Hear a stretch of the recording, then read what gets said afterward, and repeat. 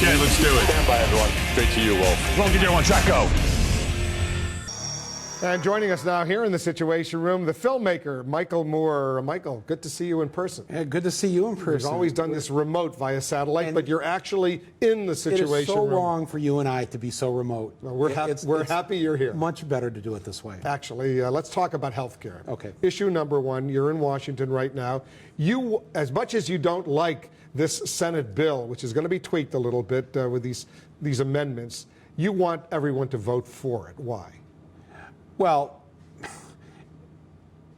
yeah. Could I give you a more reluctant yes than that one? Give me your enthusiastic whatever you want to do. I can't give you any enthusiasm about this. This is not health care reform. The bill is a joke. But at this point, it's really just turned into this game between the Republicans trying to do everything they can to stop President Obama from doing some good for this country. And frankly, if this goes down, I don't know how the president will recover from that, and I don't know what else we're going to be able to get through. But when you say it's a joke, 31 million Americans are going to get insurance as a result of this. 12 to 15 million won't be covered. But isn't that a step at least in the right direction? Well, yeah, but that's like saying, geez, Mike, you know, we're gonna let 70% of the kids in the school district go to school. I mean, I'm sorry about the other 30%. I mean, that's not who we are as Americans. Well, what happened? We say it's for everybody. What happened? Why didn't the president get a much more robust universal health care bill? Because he entered this whole process in a spirit of compromise, holding his hand out, and the other side didn't want any hand being held out toward them. They wanted to slap that hand away, and he should have came in there just like the Republicans do when they're in power and they want to get something done. They come in with guns blazing and they get it done. And our side, we break out the six-string guitar and start singing Kumbaya. I'm sick of it, and the American people are sick of it too. And for us to end up with hopefully a bill that'll be passed that has some good things in it. If you'll be able to keep your kids on your health policy until they're 26. It will cover the 30 million. If you have a pre-existing condition, you'll still be able to get insurance. Not until 2014 if you're an adult. But eventually you will. Eventually. How about like right now? That means you know how many people die each year because they don't have health insurance. The numbers are right there. Tens of thousands of people will be dead because we're going to put off this pre-existing condition for 4 more years. The children, that's 6 months after the bill passes. But you're basically telling progressives and your friends up on the Hill, like Dennis Kucinich, for example, you know what? It's not perfect, but you got to vote for it. Well, it's not even not perfect. It's horrible. Horrible? It's absolutely horrible that these people were sent to Congress to do a job, which is to have universal health care. That's what the majority of Americans said they wanted. All the polls showed that during the election. The people wanted universal health care.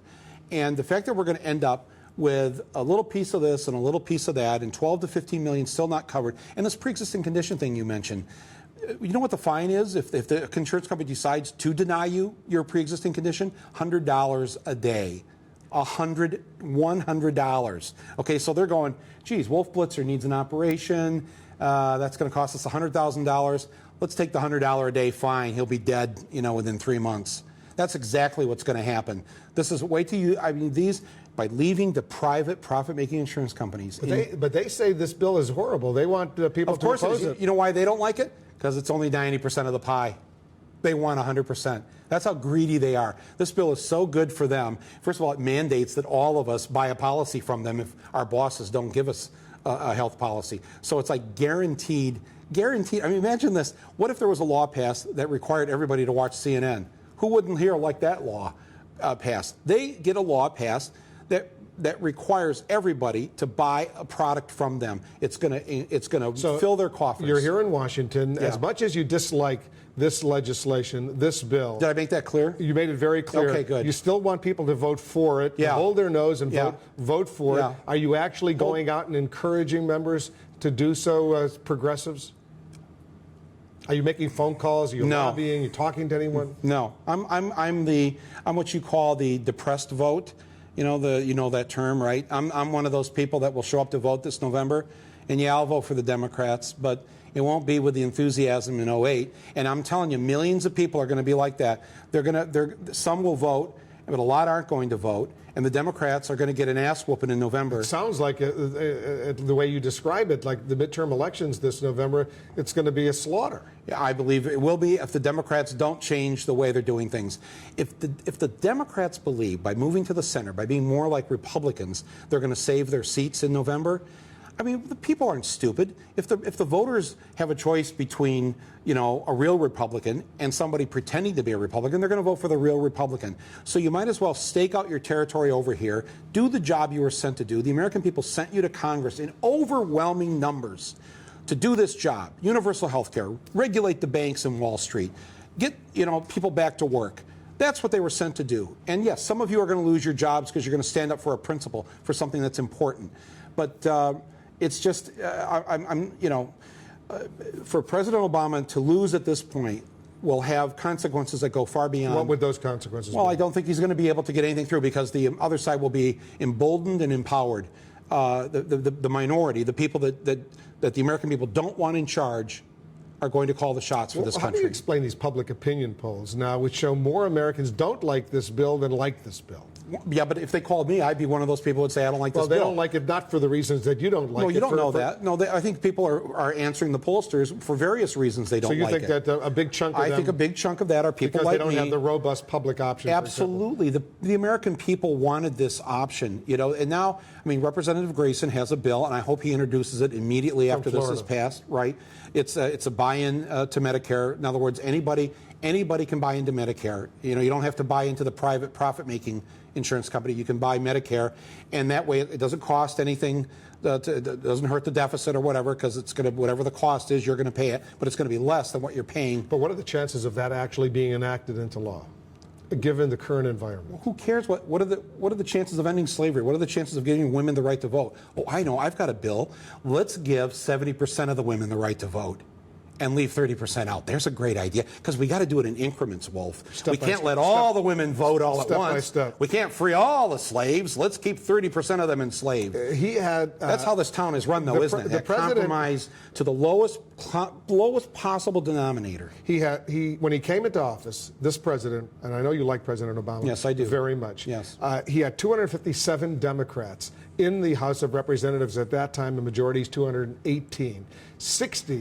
58 plus 2 Democrats in the Senate, and now he's struggling. And it's, as we speak right now, it's still touch and go. We don't know if it's going to pass or fail. Yeah. What happened? What happened is, I'll tell you what happened. I think the liberals, people on our side of the fence, we never were very good at math in school. We were always good in in English and social studies, and we didn't figure out till way too late that 51 is a majority of 100, not 60. But in the Senate, to get anything important passed, you need 60. No, you need 51. Well, when I was a White House correspondent in 93, 94, covering the Clinton administration, I remember very vividly when Hillary's health care plan went down, several senior White House officials said to me at that time, you know what we learned from this, Wolf? And I said, what did you learn? That in order to get anything passed, you need 60. Well, in the Senate, given the nature of the filibuster, proof again and that the Democrats are bad at math. Yeah. And about those rules and about the filibuster and the new way they filibuster, make the Republicans do that. Make the Republicans shut down the United States Senate for a week, 2 weeks, a month. See what the American people, how they respond to the Republicans then, when they're standing in the way of not just health care reform, but banking and Wall Street regulations, all the things that they have put roadblocks up to. I don't think the American people would put up with them shutting down Congress. I think the Democrats should stand up and have the guts to say, this is what it is. We're in charge. The people sent us here. If you don't like it, throw us out in November. But in the meantime, we're going to have universal health care for our fellow Americans. We're going to put the handcuffs back on these banks and Wall Street so they can't have another collapse in this country. We're going to create jobs in this country. We're going to do these things we were sent here to do. What part of this overwhelming victory in November of 2008 did the Democrats not understand when they showed up here a year ago? Well, one thing that the president did is he delegated the health care bill to the Nancy Pelosi's and the Harry Reids, and he said, you guys write this bill, and he sort of stepped back. Was that a blunder? Yes. What did he think was going to happen? Well, he was afraid that because of what happened to the Clintons. Oh, we don't want that to happen again. That was like 16 years ago. 16 years ago. Well, they were still living that lesson. Well, speaking of living, a lot of people who were opposed at that time are no longer with us. You know what's happened in those 16 years? A generation of young people have become adults. and they're the force that got Obama elected. You were there in Iowa. It was the young people that were out there pounding on those doors. And you say they're going to sit on their hands this time? I'm afraid a lot of young people have seen they've seen, and they've become cynical already, and they're not going to vote. Could you see a day, though, if the Republicans do really well in these elections in 2010, 2012, where the Democrats will be in the minority and they'll try to use some of these filibuster tactics to prevent the Republicans from getting what they want? Well, I'd rather not even wait to get there. Why don't we just stand up and do something right now? Why don't we just stand up and say, we're in charge, this is the way it is. You know, you over there, you want to try and shut down the Senate? Go ahead, give it your best shot, because the American people don't want that to happen. You know, the Republicans, when they took power in '94 in Congress, they came in and they decided to shut down the federal government. You remember that? I covered the White House at that time. And what happened? Backfired, didn't it? Right. And that was the turnaround for Clinton. President Clinton got reelected. He got reelected because they shut it down. Let them shut it down again. Let them shut it down again. Go ahead and try it. If you take a look right now, would you agree that the Republicans are doing a better job getting their message out than the Democrats are doing? I think the Republicans are, well, first of all, they're doing a better, I think the media is doing a better job of covering the Republicans really well and getting their message out for them. What does that mean? It means, let's take the Tea Party thing just as a side example. This is a movement that starts in August of last year and immediately has massive attention paid to it. I know movements that have started on the liberal and left end of things that have been going for 20 years in terms of what to do about our environment, groups that are trying to stop these two wars. How much attention do they get on CNN and MSNBC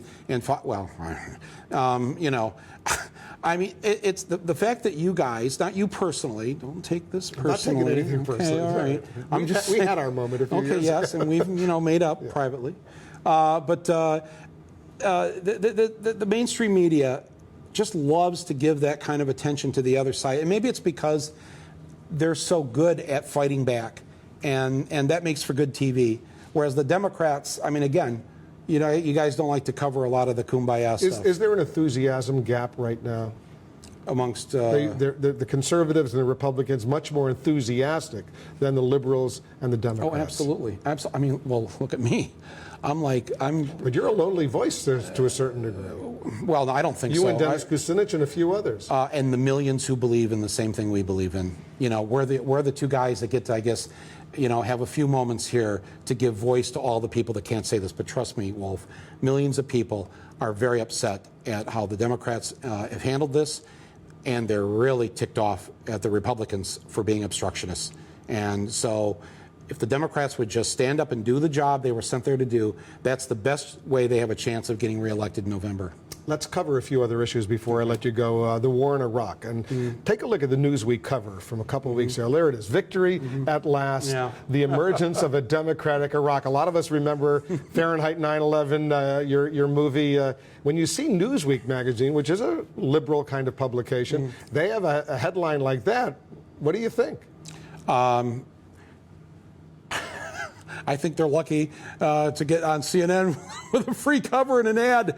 I guess if you write something crazy like that. It makes it sound like, you know, the surge worked. Yeah. The democratic process has worked. The emergence of a democratic Iraq. Are you ready to say you were wrong and the war was right?